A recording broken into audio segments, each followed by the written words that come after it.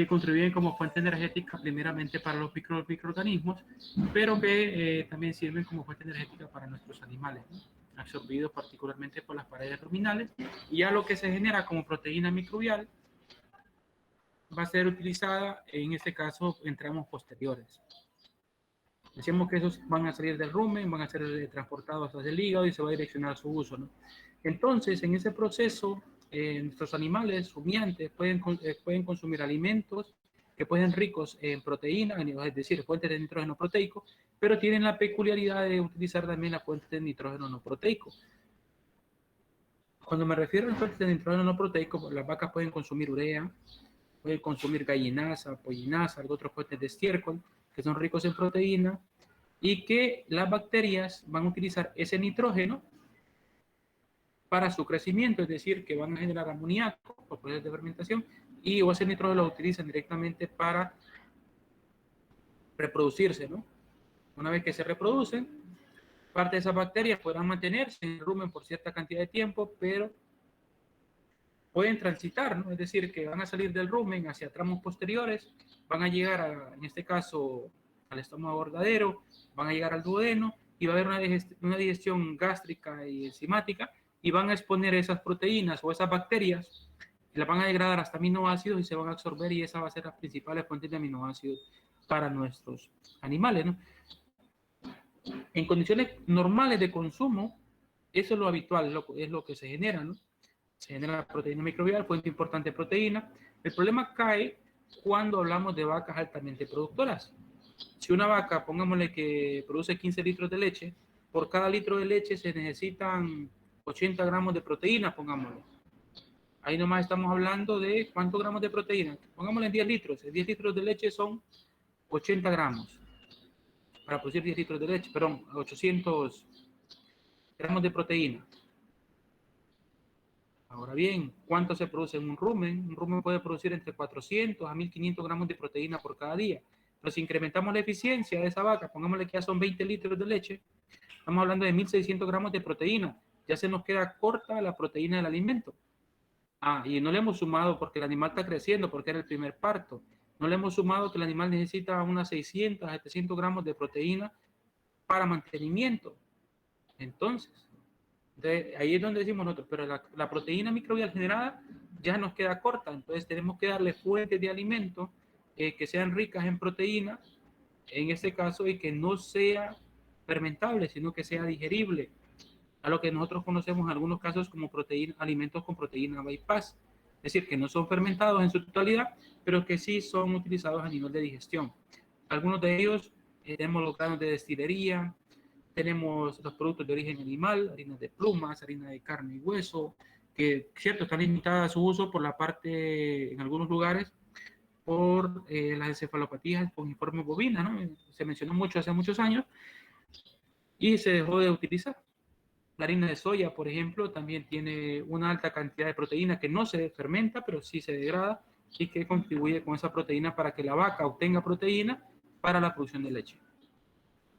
En el rumen, así también se va a hacer, o se van a producir vitaminas hidrosolubles, como aparece por aquí, la vitamina C y el complejo B, y las liposolubles como la K. Quizás estas no se produzcan en las cantidades que el animal requiere, y por eso es que nosotros vamos a escuchar siempre que cuando vamos a una agropecuaria o a alguno le toca ir a comprar, se compra la vitamina A, D, E, o a veces la del complejo B, porque el animal está un poco faltante de esa vitamina, entonces tenemos que darle a veces el complejo B, ¿no? O la vitamina A, D, E, que son las que menos se van a absorber. Hablando siempre del rumen, quizás este término ya lo hayan visto, a lo que nosotros conocemos como gotera esofágica, acto que ocurre normalmente en los primeros meses de vida, o el primer mes de vida en los terneros y en las vacas convalecientes, donde el alimento que es ingerido, hablemos de leche o concentrado o otro tipo de alimentillos pequeños, no interesa que lleguen al rumen, porque va a haber un proceso de fermentación, y si hay fermentación puede haber algún daño al sistema digestivo y el animal puede tener una diarrea. Entonces, la gotera esofágica no es nada más que un pliegue que permite que el alimento llegue hasta el omaso o la vomazo, es decir, que el retículo genera un pliegue para que no entre al rumen. Eso se conoce como gotera esofágica. Pero cuando el ternero, nosotros lo golpeamos cuando está mamando, es decir, que no hay un consumo voluntario, puede entrar parte de alimento acá y provocarle una serie de enfermedades por proliferaciones bacteriales que no deseadas, que puede provocar una diarrea en el animal. Eso no les voy a preguntar en examen, pero sepan que desde que nace un animal existe un proceso de colonización.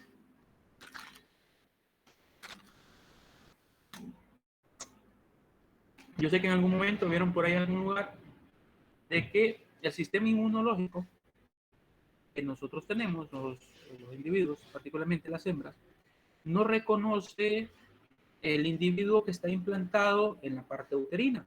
Si lo reconoce, lo identifica como un cuerpo extraño, se generan compuestos que van a eliminarlo, y en este caso no es así, ¿no? Entonces, ¿qué implica? Que el ternerito o la ternerita o cualquier animal que va a salir por el canal de parto no tiene ningún microorganismo. Entonces, ya cuando llega a la parte externa, por decir así, o cuando ya está en la parte de la vejiga, rodeando la parte de la vejiga y sale por la vulva, ya hay una contaminación. Se contamina con microorganismos, los primeros que aparecen son una Escherichia coli, la Clostridium wolfei, que llegan al rumen y dependiendo de la renina gástrica que hay, bueno, se van a establecer. Luego van a aparecer otros microorganismos, es decir, va a haber un proceso de sucesión y van apareciendo otros microorganismos, expensas de otros, y así vamos aumentando la microbiología en ese espacio, ¿no? ¿Por qué es importante la microbiología en todos los animales? Bueno, porque esa microbiología es la que se encarga de colonizar el sustrato, de generar enzimas que van a permitir esa digestión y la utilización de este. Entonces, los pasos que van a suceder para que ese alimento sea digerido, aquí aparece colonización de sustrato y adhesión de los microorganismos a las estructuras vegetales y acción enzimática. Esto es por las enzimas generadas por los microorganismos. Tampoco les voy a preguntar esto en un examen, pero miren por aquí, a partir del 5 días ya tenemos algunas presencias de bacterias que pueden degradar la celulosa. Igual algunos hongos a los 10 días, los protozoos a los 15, los micoplasmas a partir de los 20, ¿no? Entonces, incluso desde aquí hay algunos facultativos que tienen la capacidad de utilizar los almidones. Entonces, reitero, cambios en la flora bacterial van a modificar el uso de los alimentos que le estemos dando a los animales, ¿no? Aquí aparece el término de fermentación ruminal, que quiero que lo recuerden, que es todo lo que sucede por acción de los microorganismos sobre los carbohidratos, sobre las proteínas, sobre los lípidos, para generar energía o sustancias de crecimiento. A partir de los carbohidratos, los ácidos grasos volátiles, también genera acéticos, genera etanol, y a partir de las proteínas, pues los aminoácidos, los péptidos, y a nivel de los lípidos, algunos gliceroles, otros compuestos que van a ser ramificados. Sí, ¿qué o cuál es la importancia de la fermentación que va a ocurrir en el rumen? Y aquí tenemos, esa es una pregunta de examen, miren, se utilizan alimentos muy fibrosos. No todos los animales pueden utilizar la fibra. Nosotros no consumimos pasto, ¿no? Pues porque no tenemos la capacidad de degradar los enlaces beta 1,4 que tiene la celulosa y por tanto no se puede fermentar o se puede digerir, ¿no? Entonces, esos alimentos fibrosos que son ricos en celulosa y bicelulosa, los van a convertir en energía, que es un nutriente importante para nuestros animales. Además de ese proceso de fermentación, como las bacterias utilizan los sustratos que tienen, es decir, que utilizan esqueleto carbonatado, utilizan nitrógeno, utilizan vitaminas, utilizan minerales, se van a reproducir en lo que nosotros conocemos como síntesis de proteína microbial. Bueno, esa proteína microbial generada es de un valor biológico mucho mejor del cual si solamente estuviera consumiendo heno de maíz, por ejemplo, o que estuviera únicamente consumiendo grano de maíz, grano de cebada, grano de alfalfa, ¿no? Entonces va a ser mucho mejor y el animal lo va a utilizar para su crecimiento. Ese animal va a generar esa proteína microbial a partir del nitrógeno proteico, del nitrógeno no proteico, pero también podrá haber un reciclaje de proteína. Es decir, que el amoníaco o las proteínas que se generan y que están en exceso se tendrán que eliminar. Y la forma de eliminarlo es, en el caso de los animales que lo eliminan en forma de urea, tendrá que eliminarse por la vía urinaria, pero también puede haber un reciclaje.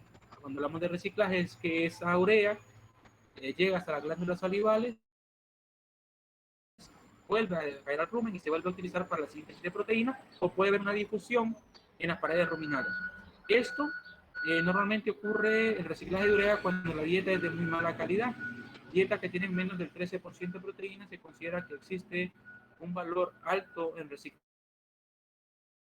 para la utilización de ese nitrógeno, ¿no? Y eso lo había mencionado, que se provean las vitaminas del complejo B para nuestros animales, ¿no? Aquí tampoco es una pregunta de examen, solamente relacionar algo, ¿no? En el tiempo, con el crecimiento, con el tipo de alimento, se va favoreciendo el desarrollo de algunos, o la aparición de algunos microbios, y los vemos acá. Miren, solamente para que vean cómo los colores fluctúan, bueno, en este caso son bacteroides, como las bacterias fluctúan en el tiempo en los animales. Es lo que quiero citar aquí. Y vamos cambiando la presencia de población dependiendo la edad, dependiendo el alimento. En esto quizás no sea una pregunta de examen tampoco, pero lo que cito acá es que desde que nacemos, o desde que nacen los animales, adquieren microbiología que se establece y que puede contribuir a la fermentación, pero que en sí el animal, aunque no tengamos microbiología, en algunas partes del cuerpo se van a generar enzimas que van a permitir el uso de los alimentos. En el caso, miren, el intestino va a generar compuestos que van a permitir el uso de la lactosa de la leche, de la quimiosina, es decir, que van a permitir utilizar las proteínas y la grasa de la leche. Se va a generar una estereasa gástrica y pancreática que va a permitir el uso de las proteínas y lo que serían los lípidos, y esto, miren, está desde el nacimiento. Por eso es que se vuelve clave que además de consumir calostro, el calostro le transfiere al individuo una serie de inmunoglobulinas. Ese alimento empieza a estimular que también se liberen enzimas para su uso o degradación posterior de los alimentos.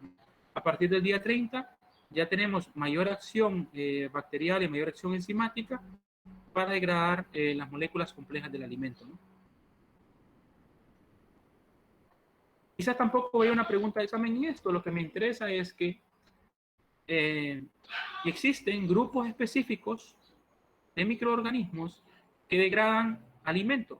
Y aquí tenemos, miren, si tenemos almidones, los que predominan es como dice ahí, la Ruminobacter amylophilos y la Streptococcus bovis. Estos, en mayor presencia, o sea, nosotros si mandamos un examen al laboratorio, podemos saber qué come el animal sin necesidad de que nos digan. Solamente con ver la cantidad exponencial de bacterias que nos da el resultado, si nos dice que lo que hay es Ruminococcus albus, pues sabemos que son bacterias que van a degradar almidones, polisacáridos de mayor estructura. En cambio, si aparece el Streptococcus bovis, la podemos relacionar de que, además de que si teníamos acidosis y por eso mandamos al estudio esa muestra de alimento o esa muestra de heces, sabemos que eso que está ahí, esa acidosis era provocada por un Streptococcus bovis. Mayor proliferación de esto, mayor ácido láctico y mayores cantidades de propiónico, ¿no? Entre otros compuestos de ácido graso. Entonces, cito nada más que en cada una de las cadenas de fermentación de moléculas complejas y de moléculas simples existen microorganismos específicos para su utilización. En el caso de grupos no bacteriales, como son las arqueas o metanogénicas, aquí tenemos los principales exponentes, ¿no? La Metanobrevibacter ruminantium, la Metanosarcina barkeri y también está la Metanosaeta.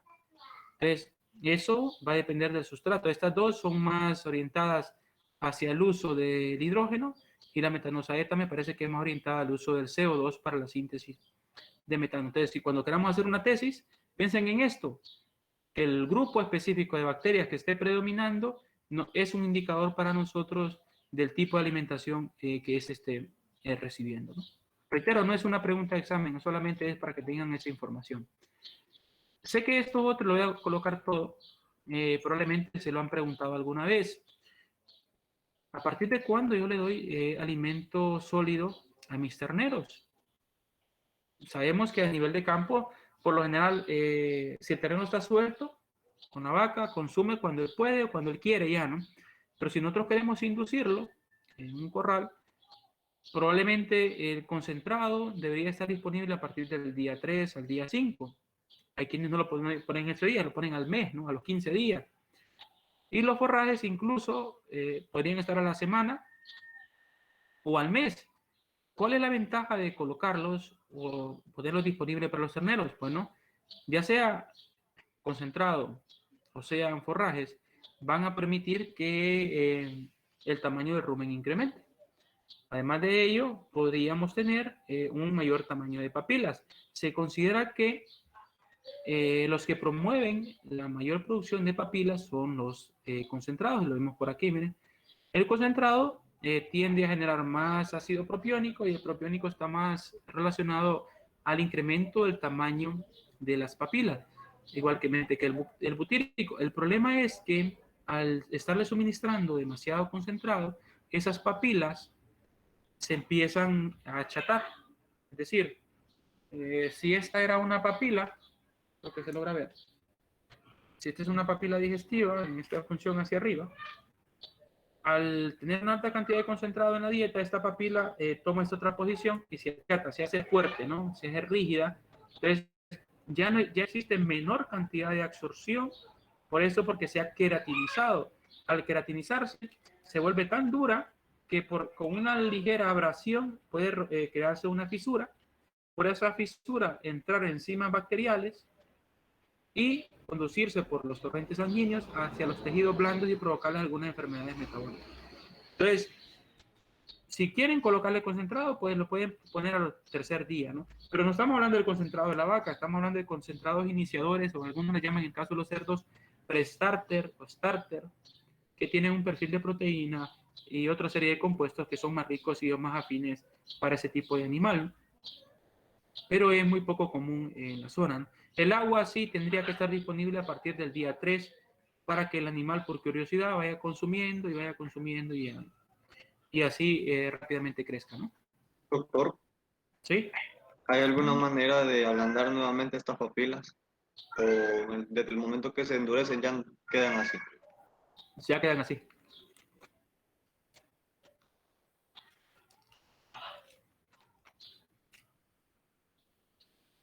Nosotros tuvimos una experiencia con algunos compañeros que comparábamos ambos casos, ¿no? Y al final veíamos estas imágenes, no recuerdo si las tomé de ahí o las tomé de otro lugar, donde estas las metíamos en formol al 10%, creo que era, y era notable la diferencia, además del color, en el tamaño de las papilas. Fíjense que cuanto más largas son las papilas, tenemos mayor zona de absorción. Pero si se van queratinizando, se van achatando, ese ya va siendo un problema. Por eso es que para nosotros el concentrado, nosotros aquí un engorde lo llevamos, pongámosle, lo tenemos hasta los 1200 libras, ¿no? Más o menos. Pero ¿qué edad tiene el animal? Yo logré ver animales de 1200 libras en 9 meses de edad, máximo 12 meses. Entonces, habría que ver de qué tipo de alimento le estamos dando para promover el desarrollo de esos animales. Por eso es que a veces están las carnes, más adelante van a ver, quizás no conmigo, sino con el compañero Benito y todo lo demás, que están las carnes de ternera, las carnes de vaca, las carnes de buey, entre otras, para hacer diferenciaciones, ¿no? Esas papilas ya endurecidas va a ser un poco complicado que se limiten, que se ablanden, por decir así, pero lo ideal es que se cambie el plan de alimentación, que cambiemos de concentración para que tengamos menos problemas metabólicos. Y aquí aparecía una diapositiva también, mire, ¿qué suministro de corta edad? Pues ya mencionábamos, la edad tiene, el agua tiene que estar y el concentrado perfectamente lo podían tener del 3 al 5.º día, estar disponible por ahí, o lo hacen convencional, al mes, ¿no? El animal, reitero, es curioso, igual que nosotros, empieza a consumir y cuando acuerda se acostumbra. Esto no recuerdo si fue con ustedes que lo vimos. Doctor, Sí. en este caso el pellet no lastima al ternero, siendo de que solamente tiene 3 días de edad. El pellet, miren. Del concentrado. Sí, no, sí, hacerlo. Los alimentos, por eso decía en un inicio, en las primeras diapositivas que discutíamos, era que en los factores relacionados al alimento estaba cómo se presenta, ¿no? Incluso bien que el pellet no es nada más que una harina comprimida con un poquito más de agua y quizás grasa, ¿no? Pero incrementa hasta un 3, un 5% la digestibilidad del alimento respecto a una harina. Entonces, en este caso, yo preferiría, si lo viésemos así, que para el ternero se diera un poco más de harina. O sea, no le estoy diciendo que es harina en polvo, estamos hablando de partículas mayores a 2 milímetros, ¿no? Normalmente, un pellet es hecho de harina y lo ideal es que no pase de los 3 a máximo 5 milímetros de diámetro para mejorar su uso, ¿no? Vamos a encontrar de todo en el mercado,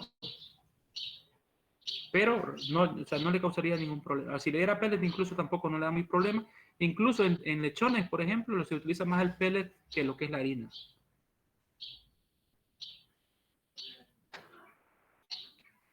Bien, por aquí tenemos la cámara de separación, por decir así, la inserción de caminos, como dice ahí, lo que sería el retículo, que no es nada más que el encargado de separar partículas de menor tamaño que continuarán su paso o aquellas de mayor tamaño que van a retornar. Por eso dice aquí, son las partículas que tienen un tamaño pequeño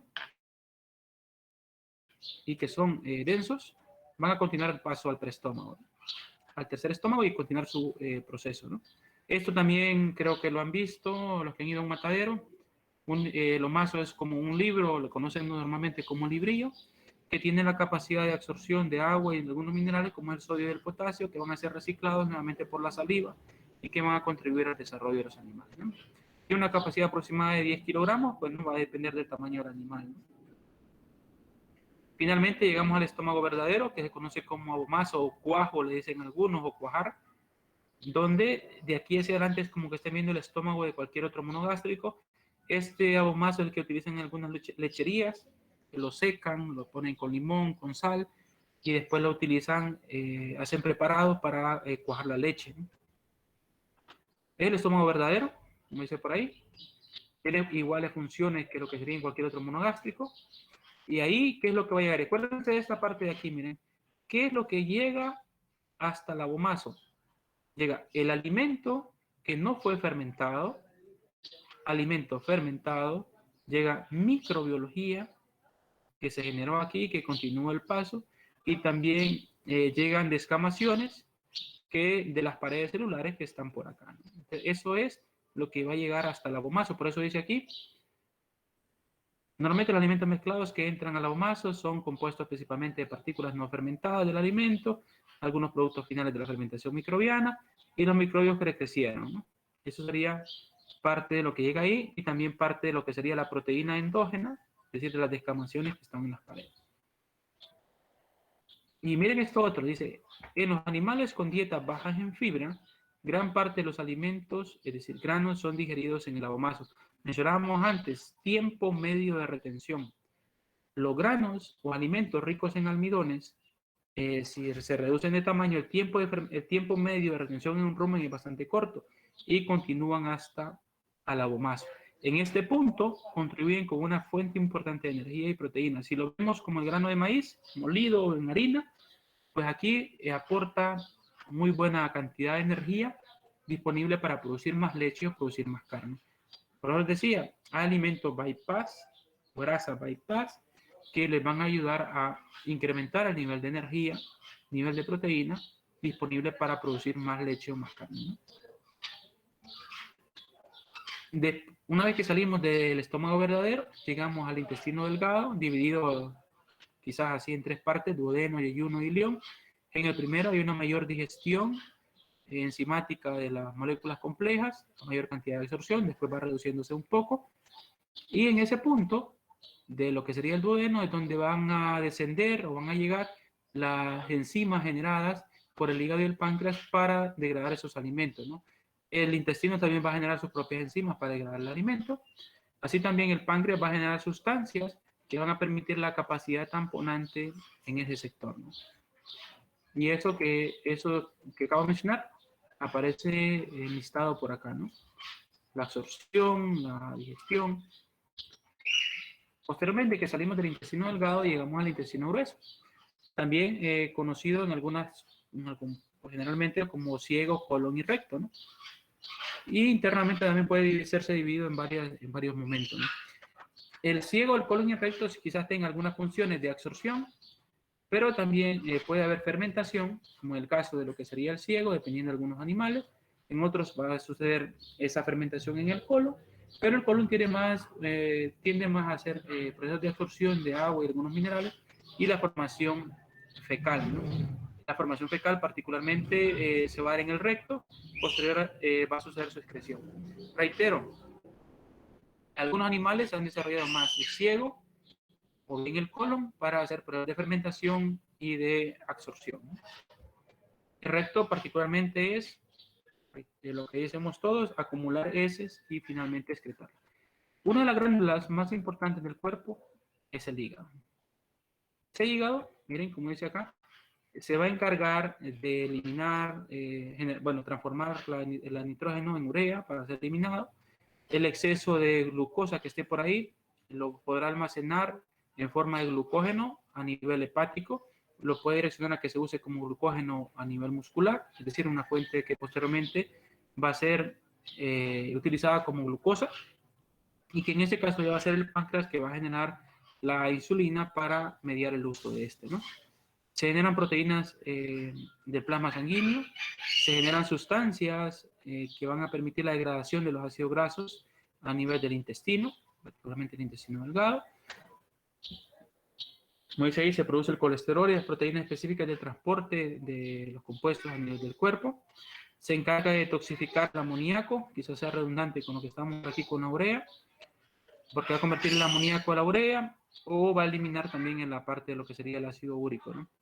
Desatura algunas sustancias tóxicas, acá el acento por acá, de la sangre. No solamente refiero a la urea, al amoníaco, también puede ser cualquier sustancia de medicamentos o antibióticos que el animal haya consumido y que el hígado se va a encargar de eliminarlo, ¿no?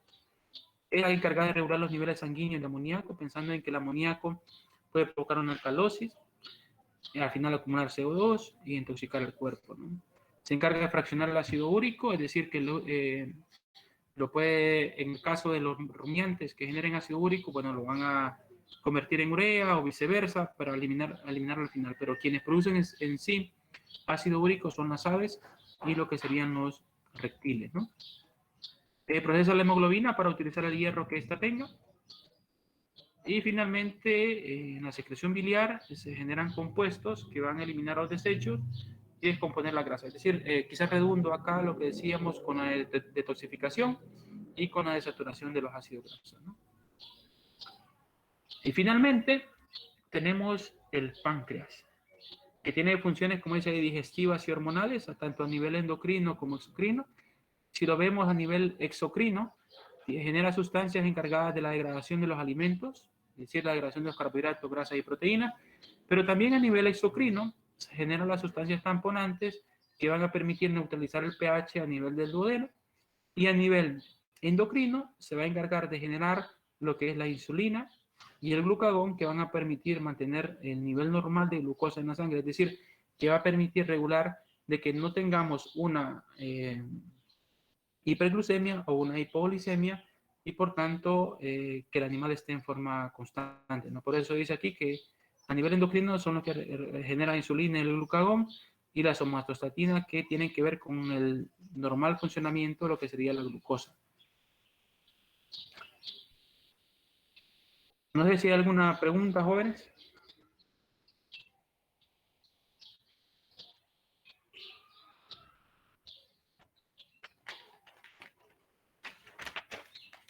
Sé que es un contenido bastante grande, pero yo diría que está claro, al menos desde mi punto de vista, no sé el punto de vista de ustedes, cómo lo ven, ¿no? Solamente denme un chancecito que busco una lista y enciendo la luz para pasarles lista a los que estamos presentes.